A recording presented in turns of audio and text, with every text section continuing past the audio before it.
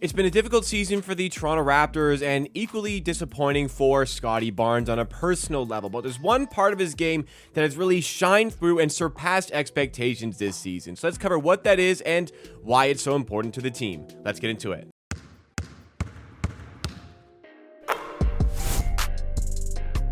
What's going on, everybody? This is Amateur Sports, the YouTube channel dedicated to Toronto Raptors specific content. So drop a like if you enjoy this video along the way. Subscribe for more content just like it. We're on the push to 20,000 subs inside 2025. Check out our merch as well to give that extra support. But we're going to be discussing the underrated skill in Scottie Barnes' game because it has been talked about, but not really enough, because the focal point of Scottie Barnes and what people are focusing on for the player this season is his offense. This was a year where the Raptors really gave the reins to Scottie Barnes as the focal point of the team, the number one option for the team. And honestly, it's been underwhelming. I think it's fair to say that. A lot of people have been much more critical of Scottie Barnes than I have been, but he's just finding it difficult to create good looks for himself when he is the player that the opposition is almost the most focused on. So his scoring has taken a hit, his efficiency has taken a really big hit this season, and his lack of three-point shooting, after shooting pretty well from three last season, thinking like he could maybe push on from that, shooting 34% from three last season, he's now having the worst three-point shooting season of his career, and it's even worse than his rookie season, which is pretty insane to think about. But as much as there have been some issues on the offensive end of the floor, what is really starting to go under the radar is absolutely how well Scottie Barnes has played on defense this season. A lot of Raptors fans are starting to take note of it. Opposition teams definitely are not taking enough note of this, but Scottie Barnes has been absolutely terrific on defense this season, and this is going to be so important for the Raptors going forward. When we want to talk about the impact that Scottie Barnes is having, we can still see that his net rating, it's still a positive impact on the Raptors. When Scottie Barnes is on the floor, the Raptors have a net rating this season of about minus 2.6. But when he's off the floor, they have a net rating of about negative 6.7. So Raptors, 4 points better when Scottie Barnes is on the floor compared to when he's off the floor. So at the very least, when Scottie Barnes is playing, it has a pretty good positive impact on the team, which is not something you could say the same for some other stars or supposed stars around the NBA. But where is this positive net rating coming from? Because it's not coming from the offensive side of the ball. The Raptors' offensive rating this season when Scottie Barnes is on the floor is 110.65. So not very good overall for an offense in the modern NBA.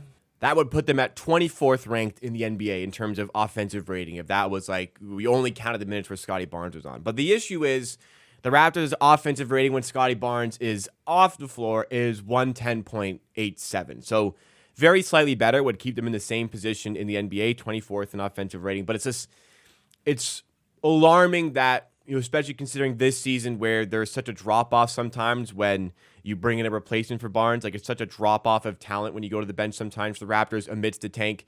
It's a little bit alarming that the Raptors are virtually the same level offensively, whether or not Scottie Barnes, the main guy, is on the floor. But where he is really starting to shine is the defensive side of the floor, because, again, that is where we have made up the net rating. With Scottie Barnes on the floor, the Raptors have a defensive rating of 113.21. And that would actually place them at 13th in the NBA, just ahead of the New York Knicks. So solid positioning overall defensively when only considering the minutes that Scottie Barnes on the floor. But there is that drop-off when Barnes is not on the floor for the defense. In these scenarios, the Raptors have a defensive rating of 117.52, and a 117.52 defensive rating would place them 27th in the NBA, just behind the Philadelphia 76ers and just ahead of the Phoenix Suns. So when Scottie Barnes on the floor, the Raptors are a good defense, top half defense, and you'd think in a proper season with a proper team, that is a player that can help propel a top 10 defense for the Raptors. When Scottie Barnes has been off the floor this season, the defense has absolutely plummeted to one of the worst in the NBA amidst this historically bad season for some teams with so many teams that are tanking. So evidently, Scottie Barnes can be a pivotal component of a quite good defense in the NBA that seemingly is only getting better at the moment. And when it has a proper cast of players, we would think for next season, the Raptors, the expectation is, are going to be a playoff team for next season. So if they have their full catalog of players and are trying to win every game, like we could realistically see Scottie Barnes propelling this team into a top 10 defense. And this is why this skill is kind of going underrated, because yes, he's been thrusted into this main role for the Raptors, and rightfully so. We wanted to see what this looked like. I think everybody should have said at the start of this season as a Raptors fan, like, we should really see what it looks like before, going to commit resources elsewhere. But we saw it for half a season, and there's definitely a reason why the front office felt the need to go out and explore the possibilities of acquiring a player like Brandon Ingram. Brandon Ingram's coming in for next season and is going to be the focal point of the offense. That is a guy that's going to be the driving force of the Toronto Raptors offense. And absolutely, you would expect that player's offensive rating to be like much better as a team when he's on the floor compared to often. Now, we would have expected that for Scottie Barnes this season. It just hasn't quite materialized. But we have seen Scottie Barnes play really well, playing mostly second fiddle on offense to a player. When we had Pascal Siakam on the team, that is when Scottie Barnes was at his best, when he was sharing the floor with Siakam. That was the year that he made an NBA All-Star team. But defensively, Barnes is so impactful in these areas that people questioning like, can he be a first option? Well, I've talked about that on the channel already, and it's like, okay, it doesn't look like it, but we can still get there for a young player. But at the very least, this is a player on the team that can absolutely be a pivotal component of a really good team, and he is showcasing that this season with his level of defense, because he's showcased in his career previously he can be a pivotal component of your offense, and he's now starting to showcase that he can be a pivotal component of your defense. So if he can be a high-impact player now on both ends of the floor, that's a fantastic player for the Raptors to have, and I'm really looking forward to see what that looks like next to a player like Brandon Ingram for next season. But perhaps, this season the defense can go a little bit further. Like, does it get him into some award categories? Because it's pretty clear right now the Raptors are tanking. But amidst this tank, Barrett's on one night, off another. Quickly and Pirtle are on one night, then they're off another. But amidst these guys' resting games, Scottie Barnes is basically playing every game right now.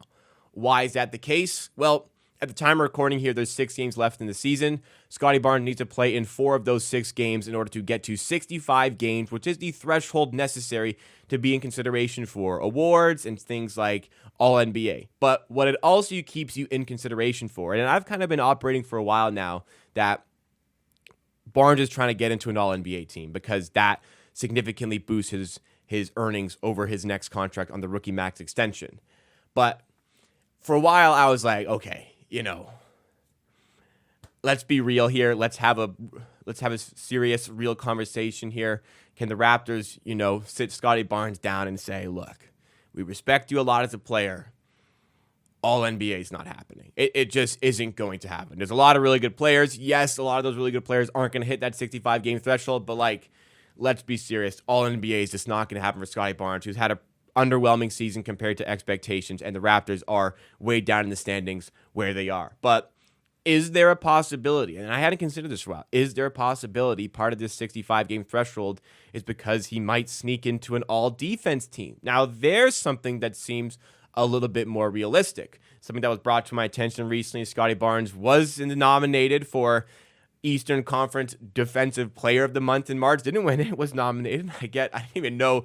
First of all, didn't really know there was a Defensive Player of the Month award that existed. Second of all, I really did not know there was nominations for such an award and people that were finalists. But nonetheless, Scottie Barnes is starting to be recognized for his defense. Is that enough to sneak into an all-defense team? No, I don't think so. But I also don't think it's the worst thing in the world to allow him that opportunity to get such an accolade. But again, Scottie Barnes hasn't been the guy we wanted him to be on offense this season, but he has absolutely surpassed the expectations that were set from him on the defensive end of the floor, and that is a very important part of what the Raptors want to do for next season and beyond. If he can be a high-impact player there, seriously, the driving force of our defense, and still be a high-impact player on offense when he's playing next to some more talent like Brandon Ingram, this is still a fantastic player that you should not be giving up on.